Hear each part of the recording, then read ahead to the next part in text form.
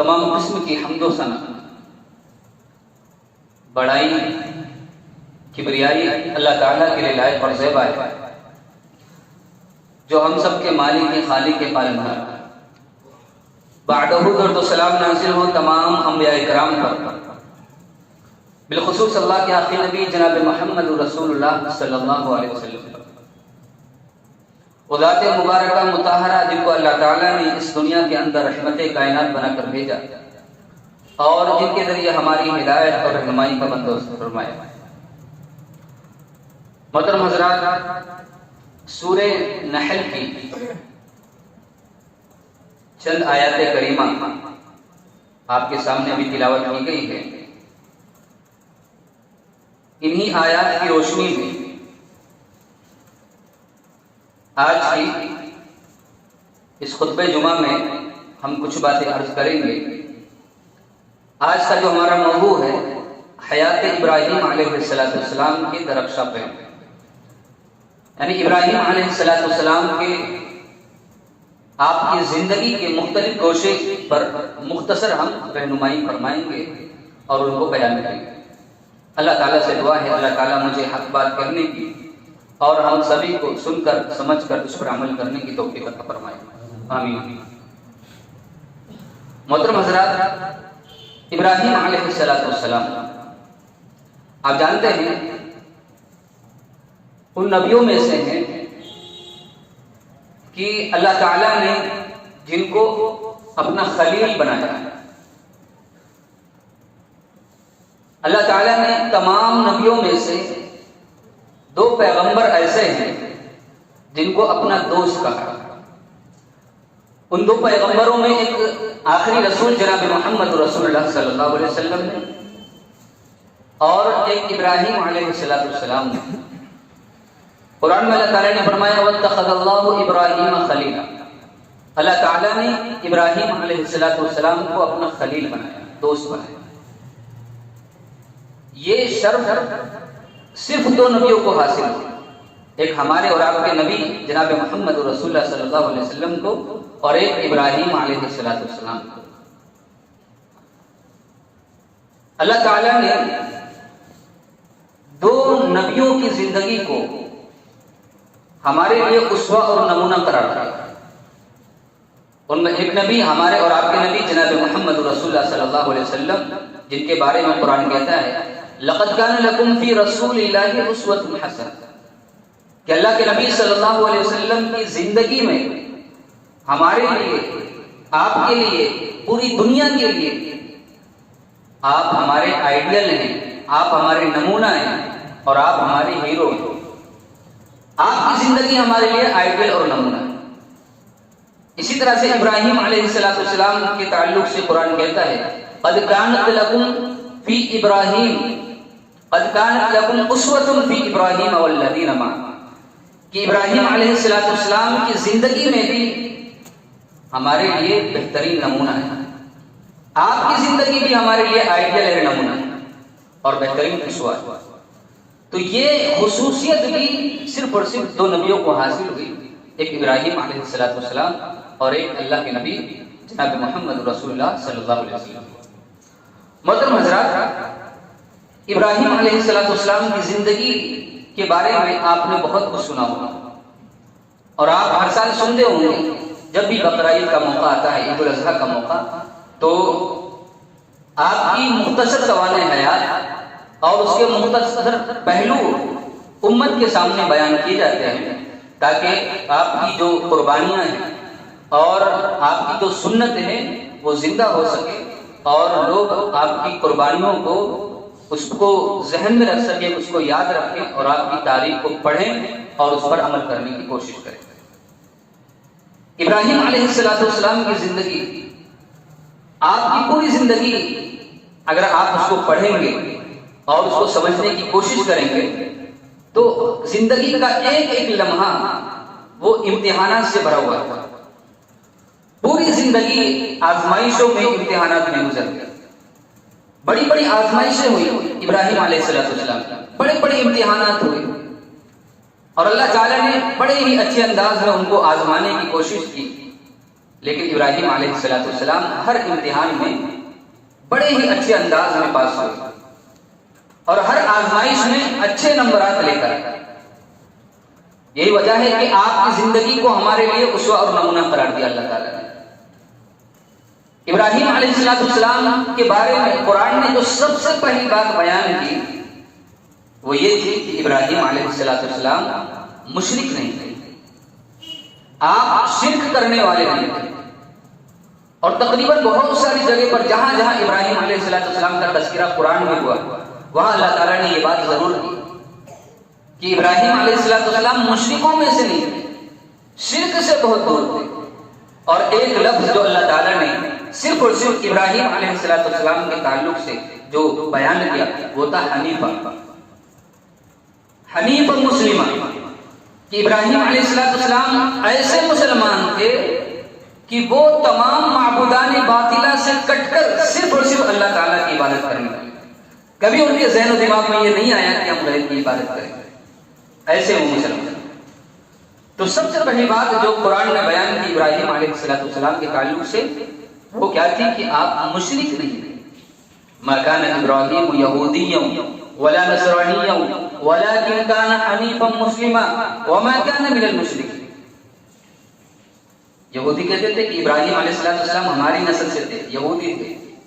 عیسائی کہتے تھے کہ نہیں ہمارے وہ خاص ہیں۔ مشرک بھی ان کو بڑا مانتے تھے ابراہیم علیہ السلام کو، لیکن قرآن کہتا ہے ما کان ابراہیم یہودیا ولا نصرانیا ولکن کان حنیفا مسلما۔ ابراہیم علیہ السلام نہ یہودی تھے، نہ عیسائی تھے، نہ مشرک تھے، بلکہ ایسے مسلمان تھے جو تمام معبودان باطلہ سے کٹ کر یکسو ہو کر اللہ کی عبادت کرنے والے۔ یہ بات اللہ تعالیٰ نے کئی جگہ پر ابراہیم علیہ السلام کے تعلق سے بیان کی۔ سورہ نحل کی میں نے آیت کریمہ جو ابتدا میں آپ کے سامنے پڑھی ہے، ان ابراہیم کان امۃ قانتا للہ، بے شک ابراہیم علیہ السلام یہ پیشوا ہے، رہنما ہے۔ اور ابراہیم علیہ السلام ہے تو ایک ہی لیکن پوری امت کے برابر ہے۔ قانتا للہ، اللہ تعالیٰ کی طرف رجوع کرنے والے اور اللہ کی فرما برداری کرنے والے۔ وَلَمْ يَكُنْ مِنَ الْمُشْرِكِينَ، اور ابراہیم علیہ السلام مشرک نہیں تھے۔ دیکھیے یہاں پر بھی اللہ تعالیٰ نے فرمایا کہ ابراہیم علیہ السلام مشرکوں میں سے نہیں تھے، شرک کرنے والے نہیں تھے۔ شاکرا لِأَنْعُمِهِ، اللہ تعالیٰ کی نعمتوں کے قدردان تھے، شکر گزار تھے۔ اجتباہ وہداہ الی صراط مستقیم، اللہ تعالیٰ نے ان کو چن لیا، منتخب کیا، اللہ تعالیٰ نے ان کو اپنا دوست خلیل بنا لیا، اور اللہ تعالیٰ نے ان کی رہنمائی کی صراط مستقیم کی طرف۔ وآتیناہ فی الدنیا حسنہ، اللہ تعالیٰ فرماتے ہیں ہم نے دنیا میں بھی ان کو بہتری عطا کی، بھلائیاں عطا کی۔ وَإِنَّهُ فِي الْآخِرَةِ لَمِنَ الصَّالِحِينَ، اور آخرت میں بھی ہم ان کو ایک بڑا مقام دینے والے نیک لوگوں میں سے ہوں گے۔ ثم اوحینا الیک ان اتبع ملۃ ابراہیم حنیفا وما کان من المشرکین۔ اللہ تعالیٰ فرماتے ہیں اے نبی ہم نے آپ کی طرف وحی کی، ثم اوحینا الیک ان اتبع ملۃ ابراہیم حنیفا، کہ تم ملت ابراہیم کی پیروی کرو، آپ کے دین کی پیروی کرو، آپ کے نقش قدم پر چلو۔ وما کان من المشرکین، اس لیے کہ وہ مشرکوں میں سے نہیں تھے۔ دو مرتبہ اللہ تعالیٰ نے یہاں پر ذکر کیا کہ آپ شرک کرنے والے نہیں تھے، مشرکوں میں سے نہیں تھے۔ تو یہ جو اہم نقطہ ہے جو قرآن نے سمجھانے کی کوشش کی ابراہیم علیہ السلام کے تعلق سے، کہ ابراہیم علیہ السلام کی پوری زندگی پر آپ غور کریں گے، شرک کا انکار اور توحید کو ثابت کرتے رہے پوری زندگی، بچپن سے لے کر انتہا تک، آخری وقت تک کفر کا انکار کرتے رہے، طاغوت کا انکار کرتے رہے، شیطان کا انکار کرتے رہے، غیر اللہ کا انکار کرتے رہے، اور توحید کو ثابت کرنے کی، اللہ کو ثابت کرنے کی، ایک اللہ کو ثابت کرنے کی اس کے دلیل دیتے رہے اور اس کو لوگوں کے سامنے بتاتے رہے، سمجھاتے رہے۔ ابراہیم علیہ السلام نے دعوت کا آغاز کیا اپنے گھر سے۔ سب سے پہلے ابراہیم علیہ السلام نے یہ بات اپنے باپ کو سمجھائی، آزر۔ اور دیکھیے ابراہیم علیہ السلام کی پیدائش نہیں ہوئی تو ایسے گھر کے اندر جو گھر بت خانہ ہے، ایسے گھر کے اندر جس گھر کے اندر بت بنائے جاتے ہیں، بیچے جاتے ہیں، باپ بھی بتوں کو بیچنے والا، فروخت کرنے والا، ایسے گھر کے اندر ابراہیم علیہ السلام کی پیدائش کی. یقیناً یہ بہت بڑی آزمائش ہے کہ بت خانے کے اندر ابراہیم علیہ السلام کی پیدائش ہو رہی ہے. اس کے باوجود بھی ابراہیم علیہ السلام اتنے بڑے مومن ہوئے. ابراہیم علیہ السلام نے سب سے پہلے اپنے باپ کو سمجھایا، اور ابراہیم علیہ السلام نے اپنے باپ سے کہا اذ قال لأبيه یا ابتی لم تعبد ما لا يسمع ولا يبصر ولا يغني عنك شيئا. ابراہیم علیہ السلام نے اپنے باپ سے کہا اے ابا جان، لم تعبد، آپ ایسے معبودوں کی عبادت کیوں کرتے ہیں، ما لا يسمع ولا يبصر، جو نہ سن سکتے ہیں نہ دیکھ سکتے ہیں، ولا یغنی عنک شیئا، اور نہ ہی کسی کو ذرہ برابر بھی فائدہ پہنچا سکتے. ایسے معبود جو ہاتھوں سے تراشے جاتے ہیں، انسان جن کو خود بناتا ہے، جو مٹی اور پتھر اور لکڑی سے بنائے جاتے ہیں. اے ابا جان، آپ ایسے معبودوں کی عبادت کیوں کرتے ہیں جو سن نہیں سکتے، بول نہیں سکتے، دیکھ نہیں سکتے، نفع نقصان کے مالک نہیں ہیں، ان کے ہاتھ میں طاقت نہیں ہے، صلاحیت نہیں ہے، مکھی اگر بیٹھ جائے تو بھگا نہیں سکتے. ایسے معبودوں کی عبادت آپ کیوں کرتے ہیں جن کے اندر کوئی صلاحیت نہیں، کوئی طاقت و قوت نہیں؟ اپنے ابا جان کو سمجھایا، باپ کو سمجھایا. اذ قال لأبيه يا أبت لم تعبد ما لا يبصر ولا يغني عنك شيئا. ایسے معبودوں کی عبادت کیوں کرتے ہیں جو نہ سن سکتے ہیں، نہ دیکھ سکتے ہیں، نہ بول سکتے ہیں، اور نہ نفع نقصان کے مالک ہیں. یا ابت لا تعبد الشیطان ان الشیطان کان للرحمن عصیا. اے ابا جان، آپ شیطان کی عبادت مت کیجیے، یہ شیطان ہے، یہ طاغوت ہے. ان الشیطان کان للرحمن عصیا، اور شیطان تو اپنے رب کا بڑا نافرمان ہے، اس نے اپنے رب کی نافرمانی کی، اللہ نے اس کو ذلیل کر دیا، رسوا کر دیا، یہ دھکارا ہوا ہے، یہ لعنتی ہے. ایسے معبودوں کی آپ عبادت کیوں کرتے ہیں جو شیطان ہے؟ یا ابتی انی اخاف ان یمسک عذاب من الرحمن. اے ابا جان، اگر آپ ان معبودوں کی عبادت کریں گے، ان بتوں کو پوجیں گے، ان کے سامنے جھکیں گے، تو اللہ کے عذاب سے آپ کو کوئی نہیں بچا سکتا. اللہ کا عذاب آپ پر آ کر رہے گا، اور اللہ تعالیٰ اپنی گرفت میں، اپنے عذاب میں تم کو مسلط کر دے گا. اپنے بیٹے کو سمجھا رہے ابراہیم علیہ السلام، اپنے باپ کو سمجھا رہے ابراہیم علیہ السلام، بڑے پیارے انداز میں کہ ابا جان، جن بتوں کو تم خود بناتے ہو، تراشتے ہو، جو انسان کے محتاج ہیں، انسان نے بنایا تو وجود میں آیا، انسان نے توڑ دیا تو ٹوٹ جاتے ہیں. اور یہ وجہ ہے. یہاں پر ایک واقعہ اور بیان کر دوں، تھوڑی سی بات تھوڑی سی واضح ہو جائے کہ جو بات ابراہیم علیہ السلام نے اپنے باپ سے کہی تھی، وہی بات ام سلیم رضی اللہ تعالی عنہ نے اپنے شوہر سے کہی. ام سلیم رضی اللہ تعالی عنہ ایک عورت تھی، صحابیہ تھی. ان کے شوہر کا جب انتقال ہو گیا تو ابو طلحہ رضی اللہ تعالیٰ عنہ جو بڑے مشہور صحابی، ان کے واقعے آپ سنتے ہیں، وہ صحابی پیغام نکاح لے کر ان کے پاس آئے کہ میں آپ سے شادی کرنا چاہتا ہوں. ابھی یہ ایمان نہیں لائے تھے، مسلمان نہیں تھے، مشرک تھے. تو ام سلیم رضی اللہ تعالیٰ عنہ کہتی ہے کہ میں مشرک سے شادی نہیں کر سکتا. آپ مشرک ہیں، کافر ہیں، میں ایک مشرک سے شادی کیسے کر سکتی ہوں؟ اور پھر ام سلیم رضی اللہ تعالیٰ عنہ نے ان کو ایک بات سمجھائی، کہا کہ اے ابو طلحہ، جن معبودوں کو تم پوجتے ہو، جن معبودوں کو تم مانتے ہو، ان کی عبادت کرتے ہو، فلاں قبیلے کے ایک حبشی غلام نے انہیں تراش کر بنایا ہے. وہ لکڑی کا بنا ہوا ایک معبود ہے، فلاں درخت کا کٹا ہوا ایک معبود ہے، اگر اس میں آگ لگا دی جائے تو وہ جل کر راکھ ہو جائے. تو اے ابو طلحہ، یہ بات تمہیں سمجھ نہیں آتی کہ ان ایسے حقیر معبودوں کی تم عبادت کرتے ہو؟ اور ابھی بیان کرتے ہیں کہ یہ بات جب ام سلیم رضی اللہ تعالیٰ عنہ نے ابو طلحہ رضی اللہ تعالیٰ عنہ سے کہی تو ان کے دل و دماغ میں بات بیٹھ گئی کہ بات تو ان کو بالکل سچ ہے کہ جن معبودوں کے سامنے ہم جھکتے ہیں، سجدہ کرتے ہیں، ان کی عبادت کرتے ہیں، حاجت روا مشکل گزار سمجھتے ہیں، تو یہ تو فلاں قبیلے کے حبشی غلام نے ان کو تراش کر بنایا. یہ تو لکڑی کے بنے ہوئے، پتھر کے بنے ہوئے معبود ہیں. ان کے اندر تو بولنے کی صلاحیت نہیں ہے، سننے کی صلاحیت نہیں ہے، اور نہ ہی کوئی حرکت کر سکتے ہیں. تو پھر یہ معبود کیسے ہو سکتا؟ یہ بات ان کے ذہن میں بیٹھی اور یہی وجہ ہے کہ یہ بات ان کے ذہن میں بیٹھی اور پھر اس کے بعد وہ ایمان لے کر آئے، اسلام کے اندر وہ داخل ہو۔ ابراہیم علیہ السلام نے بھی اپنے باپ کو دلیل دے کر سمجھایا کہ ابا جان، جن معبودوں کو تم مانتے ہو، پوجا کرتے ہو، بناتے ہو، بیچتے ہو، ان کے اندر کوئی صلاحیت نہیں، نہ یہ سن سکتے ہیں یا نہ بول سکتے ہیں، مکھی اگر بیٹھ جائے تو بھگا نہیں سکتے،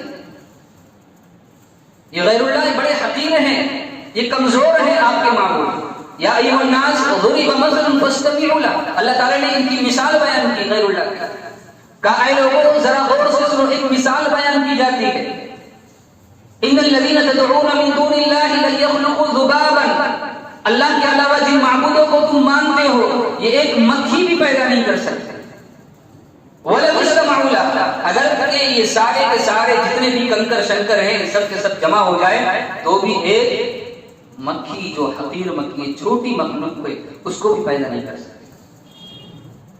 وَإِن يَسْلُبْهُمُ الذُّبَابُ شَيْئًا لَا يَسْتَنقِذُوهُ مِنْهُ، اللہ تعالیٰ فرماتے ہیں اگر مکھی ان کے کھانے کے سامان میں سے جو ان کے سامنے آپ رکھتے ہیں نظر و نیاز کے طور پر، وہ سامان میں سے مکھی اگر کوئی چھین کر لے جائے تو وہ تو اس کو بھی اپنے سامان کی حفاظت بھی نہیں کر سکتے، اس کو بھی نہیں چھین سکتے۔ ضعف الطالب والمطلوب، اللہ تعالیٰ فرماتے ہیں کتنے کمزور ہیں یہ معبود اور کتنے کمزور ہیں ان کو ماننے والے۔ تو یہ معبود جن کی عبادت کی جاتی ہے جو غیر اللہ ہے، اللہ تعالیٰ نے ابراہیم علیہ السلام نے اپنے باپ کو سمجھاتے ہوئے کہا ابا جان، ان کے اندر کوئی طاقت نہیں، کوئی صلاحیت نہیں کہ نہ بول سکتے ہیں، نہ سن سکتے ہیں، نہ حرکت کر سکتے ہیں، اے ابا جان آپ ان کی عبادت کیوں کرتے ہیں؟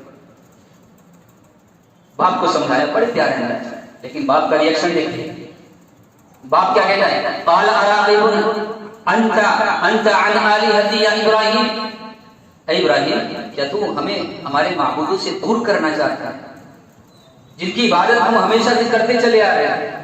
ہمارے باپ دادا نے عبادت کی، ان کے باپ دادا نے عبادت کی، جن کو ہم مانتے چلے آ رہے ہیں، ان سے تو ہم کو دور کرنا چاہتا ہے۔ لئن لم تنتہی لأرجمنک وہجرنی ملیہ، فرمایا کہ اگر تو باز نہیں آیا اپنی اس دعوت سے، باپ بیٹے کو کہہ رہا ہے، دھمکی دے رہا ہے، اگر تو باز نہیں آیا اپنی اس دعوت سے، پتھر سے مار مار کر تو اس کو ہلاک کر دوں گا، وہجرنی ملیہ، جا تم مجھ کو چھوڑ دے، یہاں سے چلا جا، میرا گھر چھوڑ دے۔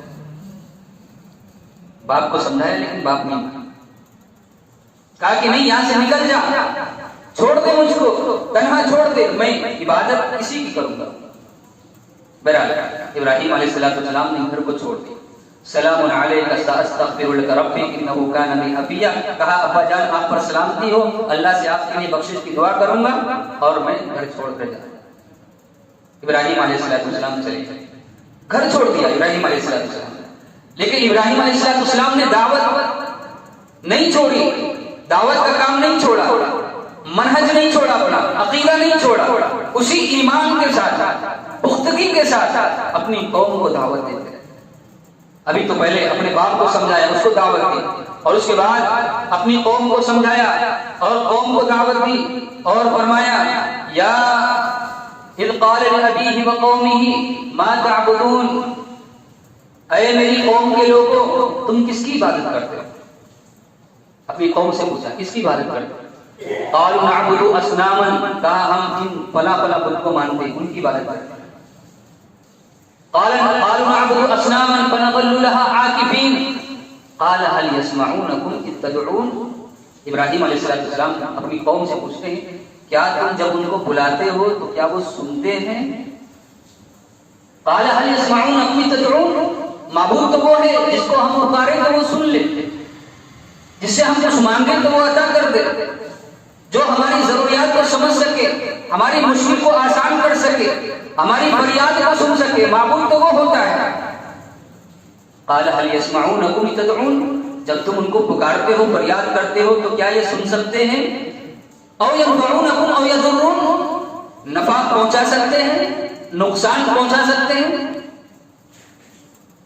لیکن قوم خاموش خود کی طرح بنی بیٹھی، کوئی جواب نہیں دیا، کوئی جواب نہیں دیا قوم نے۔ قالوا بل وجدنا آباءنا كذلك يفعلون، جواب کیا؟ جواب تو ان کو یہ دینا چاہیے کہ ہاں یہ بول سکتے ہیں یا نہیں بول سکتے، فائدہ پہنچا سکتے ہیں یا نہیں پہنچا سکتے، جواب یہ دینا چاہیے. لیکن قوم نے جواب کیا دیا؟ قالوا بل وجدنا آباءنا كذلك يفعلون، کہا کہ ہم نے اپنے باپ دادا کو اسی طرح سے پایا ہے. یعنی ہم نہیں جانتے یہ بولتے ہیں نہیں بولتے، سنتے نہیں سنتے، یہ اس سے ہمیں مطلب نہیں ہے. ہم اپنے باپ دادا کے نقش قدم پر چلتے آ رہے ہیں. ہمارے باپ دادا نے ایسا کیا، ان کی عبادت کی، اس لیے ہم بھی ان کی عبادت کرتے چلے آ رہے ہیں. ابراہیم علیہ السلام نے کہا اف لکم ولم تعبدون من دون اللہ افلا تعقلون، اے لوگوں افسوس ہے تم پر جن کی تم عبادت کرتے ہو، کیا تمہیں یہ عقل نہیں ہے ذرا برابر بھی کہ جو سن نہیں سکتے بول نہیں سکتے ان کی عبادت کرتے ہو؟ افسوس ہے تم پر. بہرحال اپنی قوم کو بھی سمجھائے، اپنے باپ کو بھی سمجھایا، قوم کو بھی سمجھایا اور دلیل دے کر سمجھایا کہ ایک قوم کے لوگوں اس اللہ کی عبادت کرو جو سب کا خالق ہے، مالک ہے، روزی دیتا ہے، جو مارتا ہے، زندہ کرتا ہے، زندہ اور قیامت کے دن دوبارہ زندہ کرتا ہے. کہا کہ اس اللہ کی عبادت کرو الذی خلقنی فہو یہدین، جس نے پیدا کیا ہدایت دیتا ہے. الذی خلقنی فہو یہدین والذی هو یطعمنی ویسقین، جو کھلاتا بھی ہے پلاتا بھی ہے. وَإِذَا مَرِضْتُ فَهُوَ يَشْفِينِ، جب بیمار ہوتا ہوں تو شفا بھی دیتا ہے.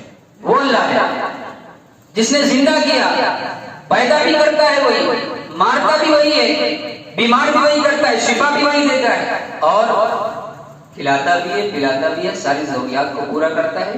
اسی اللہ کی عبادت کرو. دلیل دے کر ابراہیم علیہ السلام اپنی قوم کو سمجھا، پھر بھی نہیں مانی. مزید اور دلیل دیتے سمجھانے کے لیے.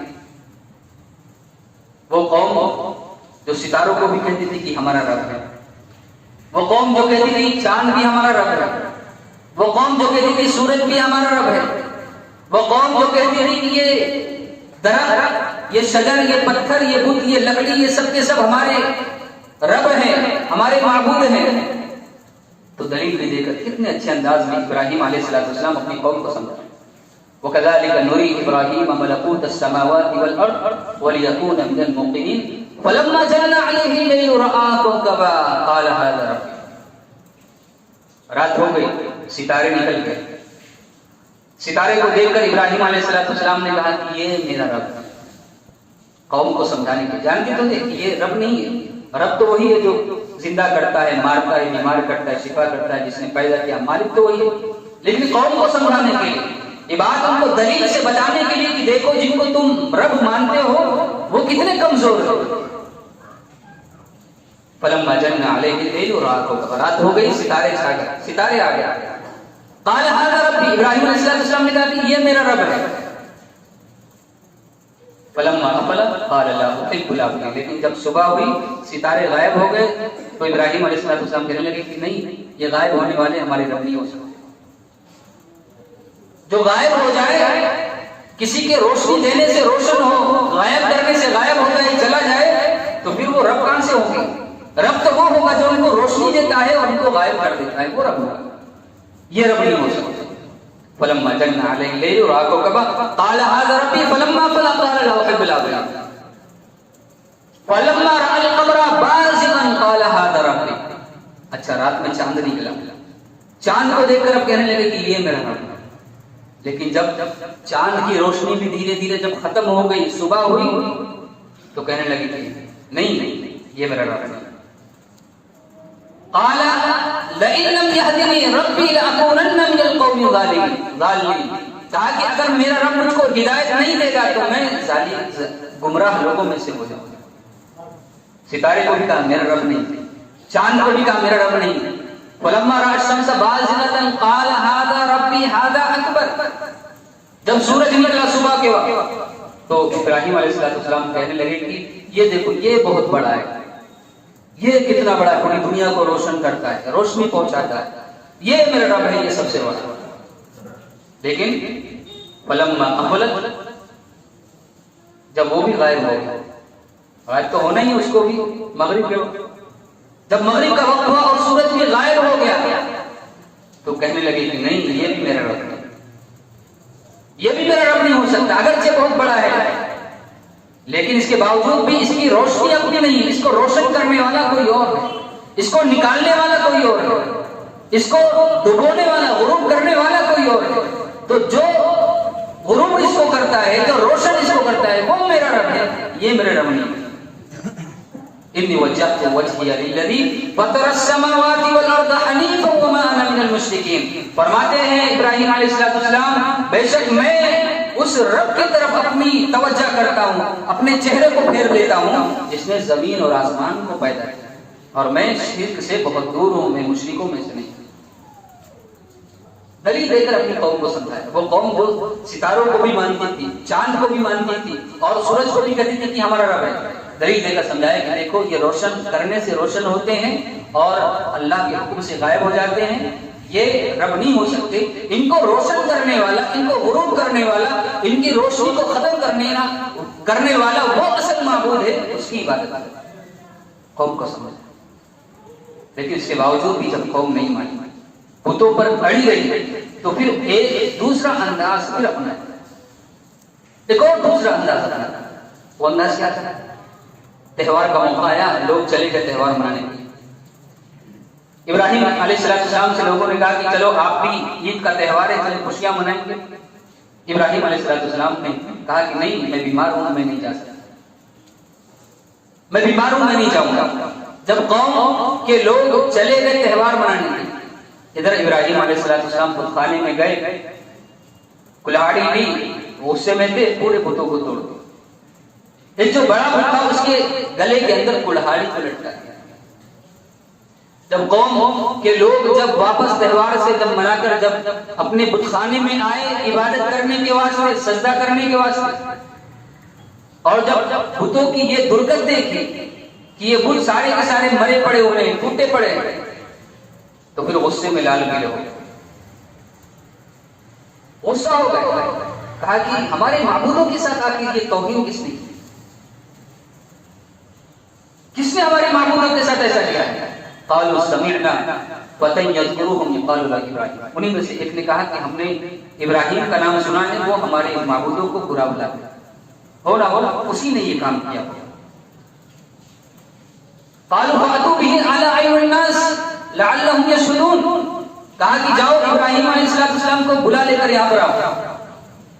ابراہیم علیہ السلام کو بلایا، سامنے کھڑا کیا گیا، ابراہیم علیہ السلام سے پوچھا گیا، قالوا انت فعلت هذا بآلهتنا یا ابراہیم، اے ابراہیم کیا تم نے ہمارے معبودوں کے ساتھ یہ درگت کی ہے، یہ کام تمہارا ہے؟ قال بل فعل كبيرهم هذا فاسألوهم ان كانوا ينطقون۔ ابراہیم علیہ السلام موقع کی تلاش میں تھے، کہا کہ نہیں، میں نے نہیں کیا، بل کبیرهم، یہ جو بڑا بت ہے نا جس کے گلے میں کلہاڑی رکھی، اس نے یہ سب کام کیا۔ هذا فاسألوهم ان كانوا ينطقون، تم پوچھ لو اگر یہ بول سکتے ہو۔ فرجعوا الى انفسهم فقال انكم انتم الظالمون۔ سب کی نگاہیں نیچے ہو گئی، شرمندہ ہو گئے کہ ہم کیسے پوچھیں ان سے، یہ تو بول نہیں سکتے، یہ سن نہیں سکتے، حرکت نہیں کر سکتے، ہم ان سے پوچھیں کیسے؟ کہا ابراہیم سے، ابراہیم تم جانتے ہو یہ بول نہیں سکتے، سن نہیں سکتے، ہم ان سے کیسے پوچھیں؟ تو ابراہیم علیہ السلام نے کہا کہ میں بھی تو یہی بتانا چاہتا ہوں کہ یہ بول نہیں سکتے، سن نہیں سکتے، تو یہ معبود کیسے ہو سکتے جو اپنی حفاظت خود نہیں کر سکتے؟ ان کو توڑ دیا گیا تو ٹوٹ گئے، مار دیا گیا تو مر گئے، اور ان کو جلا دیا گیا تو راکھ بن گئے۔ جو اپنی حفاظت خود نہیں کر سکتے وہ لوگوں کی حفاظت کیا کریں؟ جو سن نہیں سکتے، بول نہیں سکتے، تو تم ان کے سامنے کتنی بھی فریاد کرو وہ سن نہیں سکتے، تو تمہارے معبود وہ کیسے ہو سکتے؟ اب ابراہیم علیہ السلام کا جب یہ جواب سنا تو سارے لوگ شرمندہ ہو گئے، لیکن چونکہ اب بھائی معبود سے تو اپنی محبت سب کو ہوتی ہے، چاہے وہ غیر ہو، چاہے وہ اللہ کے ماننے والے ہوں، ان کو بھی اپنے معبودوں سے بڑی محبت تھی۔ اگرچہ وہ جانتے تھے کہ یہ سن نہیں سکتے، بول نہیں سکتے، طاقت نہیں ہے ان کے اندر، کوئی صلاحیت نہیں، لیکن اس کے باوجود بھی ان کو محبت تو تھی اپنے معبود سے۔ جب کہا سنا کہ ابراہیم علیہ السلام نے یہ کام کیا ہے تو پھر کیا ہوا؟ پلاننگ کی گئی ابراہیم علیہ السلام کو آگ میں گرا دیا۔ ابراہیم علیہ السلام کو مارنے کی پلاننگ کی گئی، اور ابراہیم علیہ السلام لیکن اس کے باوجود بھی ڈرے نہیں، گھبرائے نہیں۔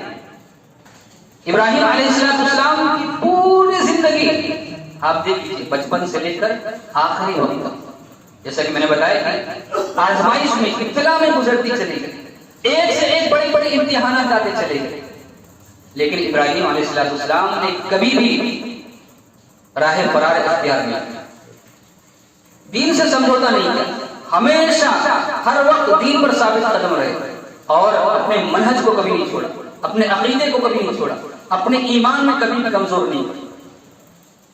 آزمائش سے بڑی مختصر یہ کہ ابراہیم علیہ السلام ہر مرحلے میں ہر امتحان میں کامیاب ہوتے چلے گئے۔